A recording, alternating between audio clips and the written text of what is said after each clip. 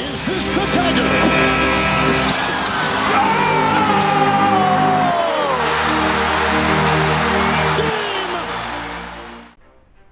G'day guys, JB here.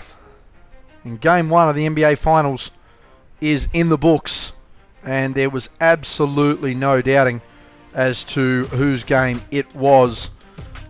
Bleed green is simply all that had to happen. The Boston Celtics ran riot and took down the Dallas Mavericks. A massive opening there from Boston, led by those two men on screen.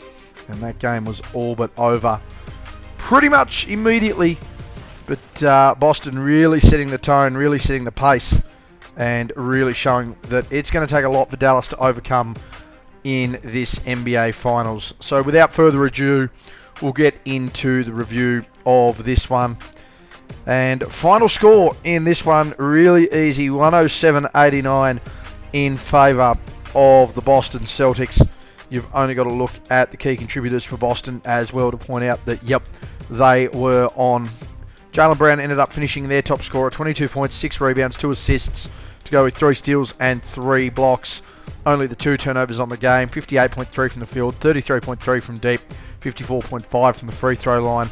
The man who absolutely blew the contest open, Kristaps Porzingis, 20 points, 6 rebounds, 3 block shots, only the 1 turnover, but 61.5 for the field, 50% from deep, 100% from the free throw line. And Derek White continuing to do Derek White things, just chipping in, getting it done. The unsung hero who's been as valuable as any player on that team, certainly throughout the playoffs, but particularly showing the fruits of his labour this season.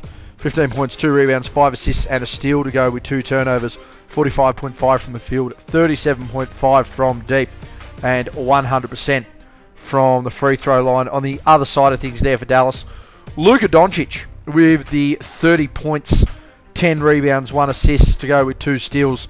But it was by no means, for me, a Luka game. The box score certainly complimentary as to how he actually played. 4 turnovers there, 46.2 from the field, 33.3 from deep, 40% from deep. PJ Washington, 14 points, 8 rebounds, 1 assist, 45.5 from the field. No made 3 balls, and of course 66.7 from the free throw line. And Kyrie Irving, 12 points, 3 rebounds, 2 assists, 2 steals. A game he will want to forget, 31.6 from the field. Didn't make a 3, didn't get to the line. And as I said, this one was over pretty much before it started. The first quarter was indicative of how this one was going to pan out. It continued to remain the same, particularly when you look at the fact that in the second term, the team just continued to blow it out, close to 30 points there at one point for Boston. Third term, a nice little rally there from Dallas, but it was all over Red Rover. Boston not emptying their bench. They certainly tried to get this one away, but Dallas throwing up the white flag about halfway through the last term there. As I said, Porzingis exploded out of the blocks. It's so good, and a lot of people are saying this is some of the best basketball we've ever seen. Don't get me wrong, it was one of the best quarters of Porzingis' career, because you've got to look at what he was doing on both ends of the floor. There's no doubt about that. It's just a matter really now of putting a bit of context on it. He blew the game open, and Jaylen Brown once again proved how valuable he is to the Celtics. I just read the box score line out there, but he was everywhere. Aggressive offensively, aggressive defensively, knowing when to get involved in the play, knowing when to let others have a turn. He was sensational in that one there. I mean, from an all-round perspective and exactly the impact he had on the game. We'll get to him a little later on there. But Dallas just weren't able to stay in touch from the outside, able to stay in touch with them outside of that third term. They tried to make a little bit of a run there. I think they got within sort of 11-9 points, but, Boston were able to steady, get this one back out. The hot shooting of the Celtics, when you've got upwards of 7 players making multiple three-pointers, you've got plenty of options there, left, right, and centre. It's just going to be one of those games there when you've got people shooting threes everywhere and you can't spread the floor, then it's going to cause a bit of drama. So ultimately, Boston just too hot to trot from deep. You add in the fact that they had that blistering opening start, one of the harshest home crowds in all of sports globally, and they're always going to have a nice time there. Boston moved to 45-6 at home on the season, and you got to remember they do remain currently undefeated on the road in the postseason. So right now, if you are talking about Boston, then they're certainly favoured to potentially win this one in 4. I do still have them in 6 there. For Dallas, they do have to regroup. They've got plenty of time, but it's going to be a massive task. I mean, realistically, you have to split it 1-1. You have to be very successful at home, and then you have to realise that, hey, we've got a bit of travel, and we're going to have to be really consistent if we're going to try and get anything done. The real question is, what sort of matchup do they have for a Porzingis? That's their nightmare right now.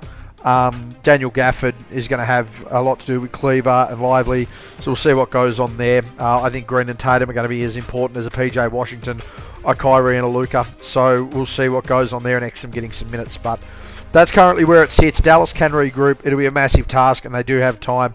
Of course, this could be very well 1-1 after 2, but Boston, as I said, 45-6 at home this season.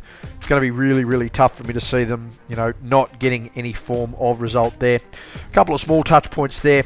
You've only got to look at how well held Jason Tatum was. I saw a number there. I'm pretty sure he passed out of a double team or was double or triple team 70% of his possessions and was forced to pass out of them. And he certainly didn't have a game lighting it up by any stretch. But if you're going to look at it there, in comparison to the 30 points with Tatum, with Doncic on the surface, it's not going to look the same, but I think you can make a genuine case that Tatum was just as effective as Doncic was. That 30 points by no means really speaks about what kind of game Dallas and Doncic had. As I said, he tried to rally the team in the third quarter there and show some spirit there for Dallas in Doncic, but it really wasn't enough. Dallas outgunned way too easily. Game 1 MVP was tough. I ended up giving it to Jaylen Brown. I just think the overall impact, there was clearly a hot start by Porzingis that really set the tone, but overall it was a matter of really solidifying what was going on in the game. Brown was having just as big of an impact. He got it done on both ends of the floor to an elite level, and I think he's heavily motivated by the fact, hot and simply, that he wasn't All-NBA. And I don't know how he wasn't All-NBA. There were questions by Jason Kidd suggesting he was the best player on that team so far. Drew Holiday certainly didn't deny those. Is that a little bit of banter there from Kidd just trying to get in their mind? I don't know.